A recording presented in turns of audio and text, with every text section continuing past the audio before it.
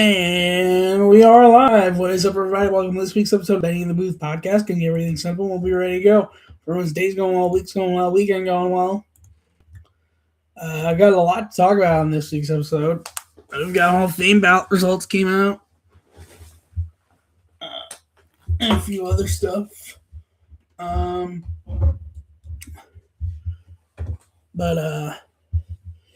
Big thing with Hall of Fame ballot. It's people did get in this year, and we will go over who got in and who not, and the full ballot results. All right, let's dive into it. Welcome. What's up, everybody? Welcome to this week's episode of Benny in the Booth podcast. Anything else want to support this point? I very much appreciate it. Let's dive into today's Immaculate Grid. Going across Cubs, Cardinals, 2,000 plus career hits. What? Guardians, Mariners, and first round draft pick. Cubs, Guardians. Who can we go with for Cubs, Guardians? Would Yan Gomes be a popular answer? 4%. Okay. Carlos Santana was recent with the Cubs, but he's not known for. Well, I mean, he's kind of known. Well, not. Yeah, it might be too recent. Cubs, Mariners.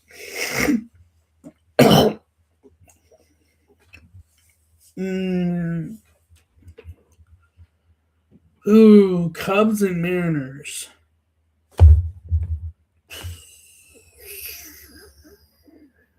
Oh. 4%. Okay. Guardians and Cardinals. Here's someone. Nope. Thinking of the wrong guy. Or was thinking of the wrong guy. Gianni. No. There it is. There we go. 5%. Was not expecting it to be that high. Cardinals, Mariners.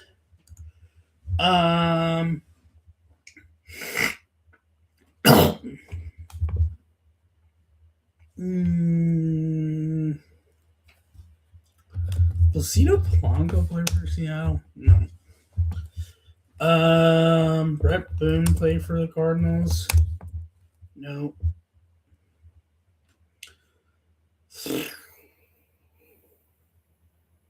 Marquee? No. Who else? No. Oh. 1%, I will take that. 2,000 plus career hits. Cleveland. With Tommy, might be a popular answer if he is correct. I know, I'll fudge it. Not expecting it to be that high, to be honest. Mariners, 2,000 hits. Would Boone have had enough? No.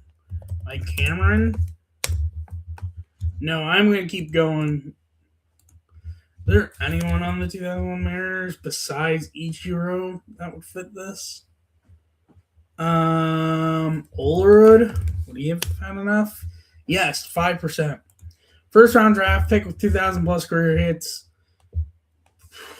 Those Bonds, 4%. Cubs first round draft pick. I'll just say Baez because again I'm not going with round draft picks, but I know who's the first round pick. Was Pujols? No. I just think of Cardinals. Mark McGwire. He was 9%. So my total rating score is 435, and yeah, Tommy was the top. Oddly enough, Bryant was top for Cubs first round draft pick. That makes sense. Cubs Guardians 15% is Kenny Lofton. I almost forgot he played for the Cubs. Holy cow, 2003 Cubs. Man, I forgot about that. I'm good thing I didn't say that.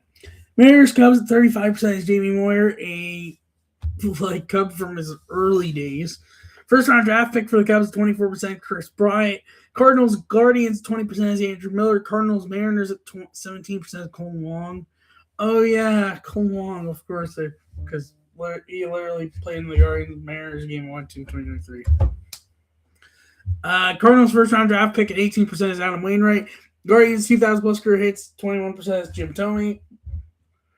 Mariners 2,000 plus career hits at 26% is Ichiro. Good thing I did not say Ichiro. And then And then first round draft pick with 2,000 plus career hits at 29% is Derek Jeter.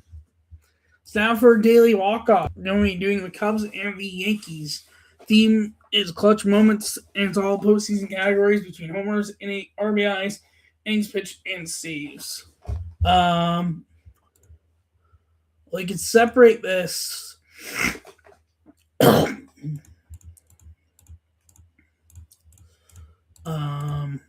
I think honestly this might be correct, or at least mostly correct.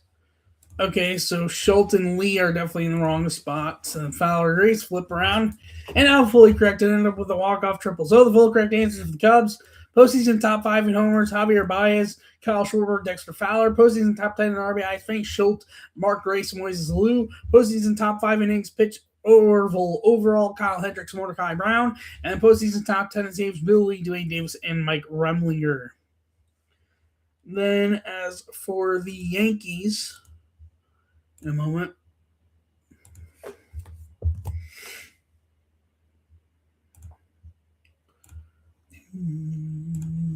Okay.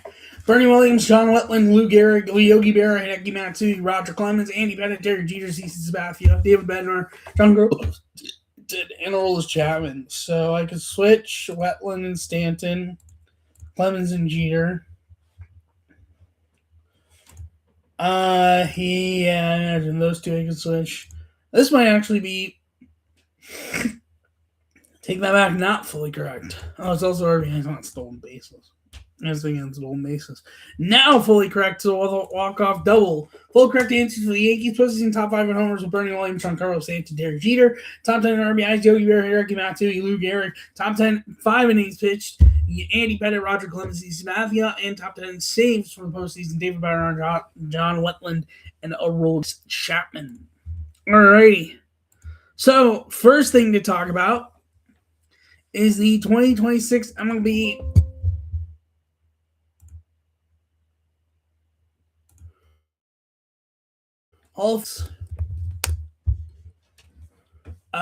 which they did come out tonight. They're doing it live, but ended up eating dinner while it was being announced. So I'm going to go over the results, though. And we do have 2 new members of the Baseball Hall of Fame class. And for context, the rule is you have to have 6% to get into the Hall of Fame. And this year, Carlos Beltran and Andrew Jones got enough votes to get in, which honestly I think makes sense for both. I know Andrew Jones had some off-field issues, but honestly his career is enough where I think it was the right call. Beltran for sure. I think the one thing that kept him out for the few years was just 2017 kind of taints his resume. But at the end of the day, he put up Hall of Fame number. He definitely had a Hall of Fame career, and I definitely think it was the right call for the Hall of Fame. Just give me one moment.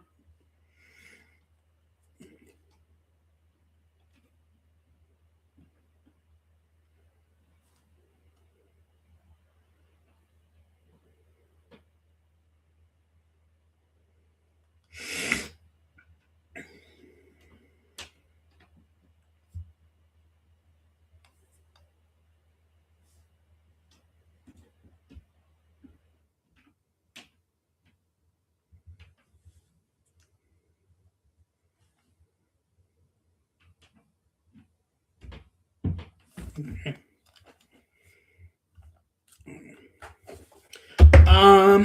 So Beltran got 358 votes, 84.2%. Andrew Jones got 333, 78.4%. If you got under 0.5, I believe it is, then you are no longer on the ballot. And if you are past 10 years, you're also off the ballot. I do want to make sure I'm reading the stats correctly. 2026 MLB Hall of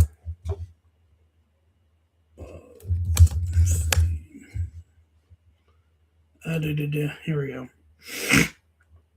The 10th year, the only one in 10th year was Manny Ramirez. He did not get in, so he's off the ballot. If you're under 5%, you are out. Manny Ramirez is out because it was 10th year. He only got 38.8% and 165 total votes. The ones who are off the ballot from here on out, Ryan Braun, who got 15 votes, 3.5%. Edward Encarnacion, who got 6 votes, 1.4%. Shin-Soo Choo got 3 votes, 0.7%. Matt Kemp got 2.5. Hunter Pence got 2.5. Rick Rossell got 2.5. Alex Gordon and Nick Marquez both got 1.2. And Gio Gonzalez, Howie Kendrick, and Daniel Murphy all got 0 votes. As for the ones behind Carlos Beltran and Andrew Jones will still be on the ballot next year. Chase Utley had 251 total votes, 59.1%. Andy Pettit had 206, 48.5%. Felix Hernandez had 196, 46.1%.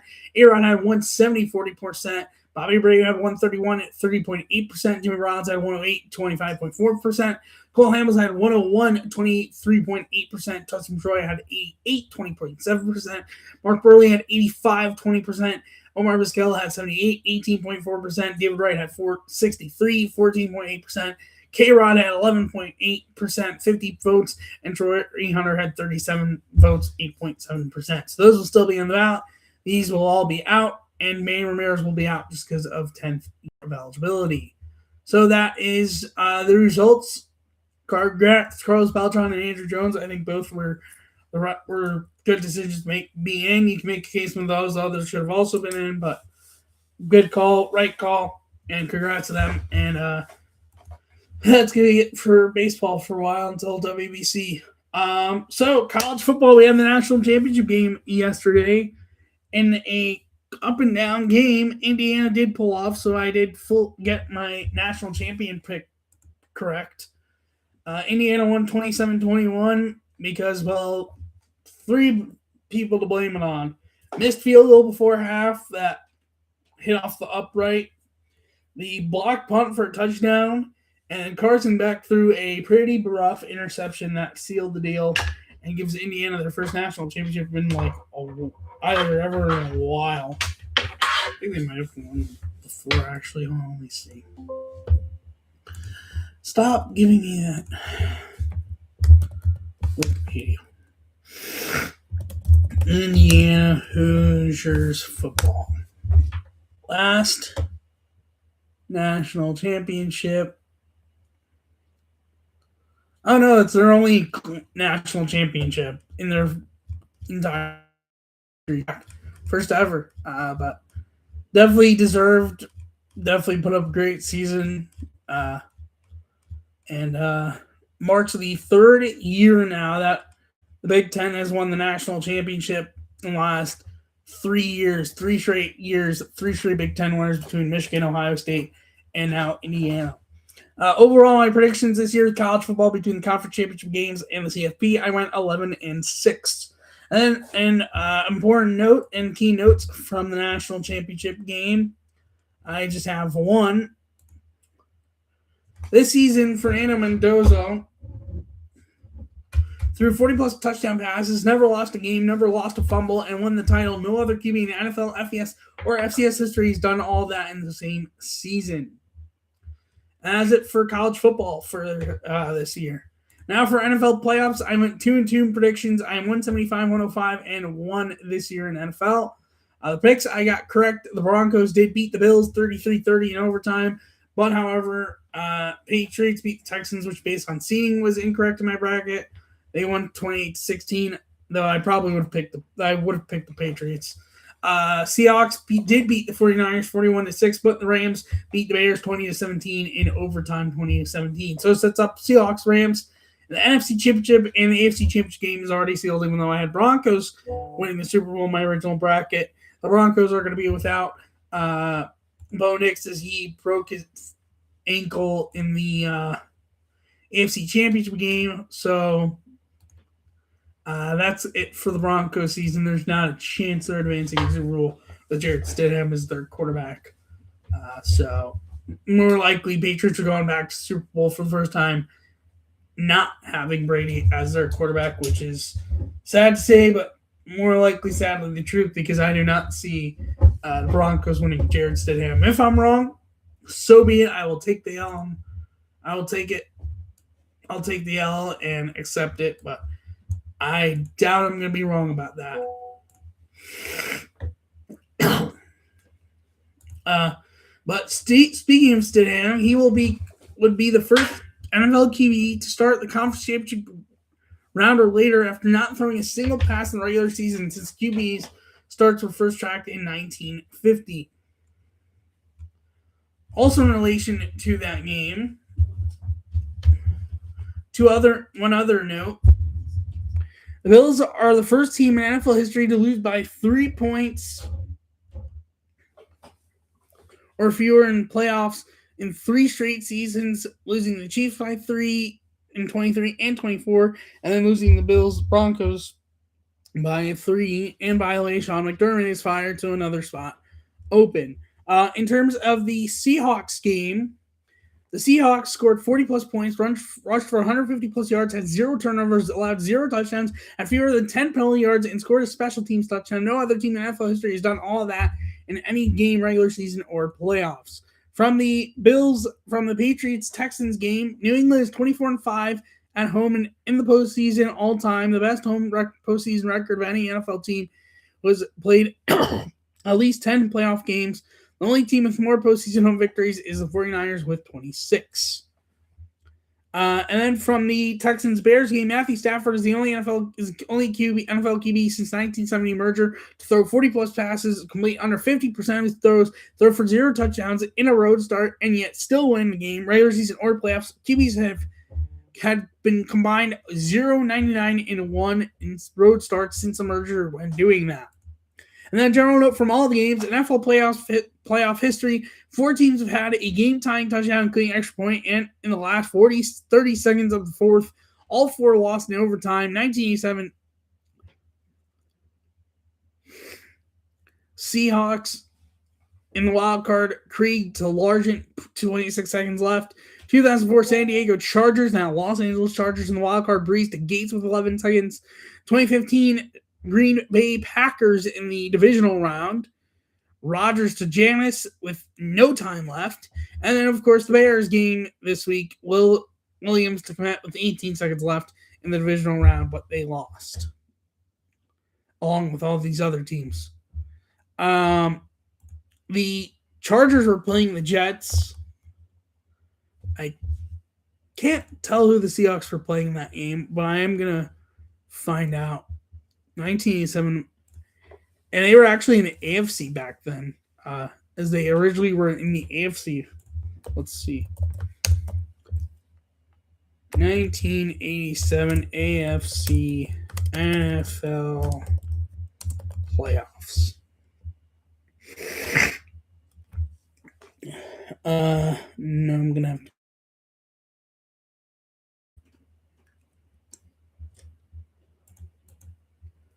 Let's see.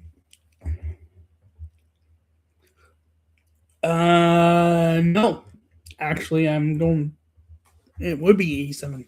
So they were playing the Houston Oilers and lost 23-20.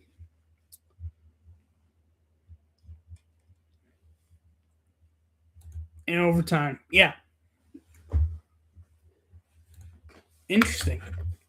And that's it for this week's episode of the podcast. Thank you for watching and listening. If you're new on YouTube, hit the like, subscribe, and notification so for my go live and post new video. If you're new in audio, follow the podcast, leave a review, and notification also to remind my post on there. Thank you so much for watching and listening. Now I'll see you next week's episode 204. Bye-bye.